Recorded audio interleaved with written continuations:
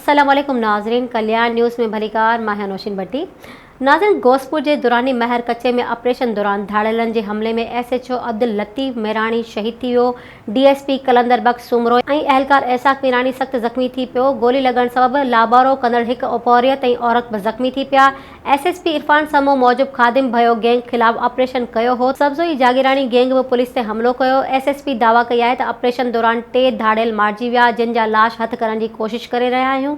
SSP Irfan समो धाड़ेलन खिलाफ operation में पाण भी रॉकेट लॉन्चर हलाए रहियो आहे, जॾहिं त धाड़ेलन जी फायरिंग सबब पुलिस वटि मौजूद APS चेंजिस खे भी सख्त नुक़सान पहुतो आहे। शहीद SHO भी APS में मौजूद हो। गोलियूं आर पार करे वनी पुलिस ऑफिसरन के लगियूं। SSP इरफान समय जो चवण है त खादिम भयो गैंग के खात्मे बाद ही वापस मोटंदासीं, ॾोहारिन के बख्श न कयो वेंदो। पुलिस मौजूद धाड़ेलन APS चेन मां रॉकेट फायर कयो, जंहिं जे नतीजे में DSP कलंदर बख्श सुमरो ज़ख्मी थी पियो। ज़ख्मी थियल DSP ऐं पुलिस एहलकारन के लाड़काणे अस्पताल मुंतकिल कयो वियो।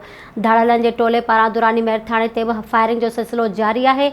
पुलिस जा वडा अटाला तलब कया विया आहिनि। Soomro wallpapers and PVC panel shop 3D wallpapers की वसी रेंज, जो आपके घर को बनाए आपके ख्वाबों की तरह खूबसूरत। बेहतरीन क्वालिटी के वॉलपेपर्स और सीलिंग्स बेहतरीन कलर्स और डिजाइन्स में दस्तयाब हैं। हैदराबाद, लतीफाबाद, कासमाबाद, जामशोरो, मीरपुर खास के साथ सिंध के मुख्तलिफ शहरों में सर्विस मौजूद है। हर किस्म के 3D वॉलपेपर्स और सीलिंग्स लगवाने के लिए अभी राब्ता करें। कॉन्टैक्ट रांजन अली सोमरो। व्हाट्सएप 0333370786, 03333702 516। तालिब हुसैन 031713109660।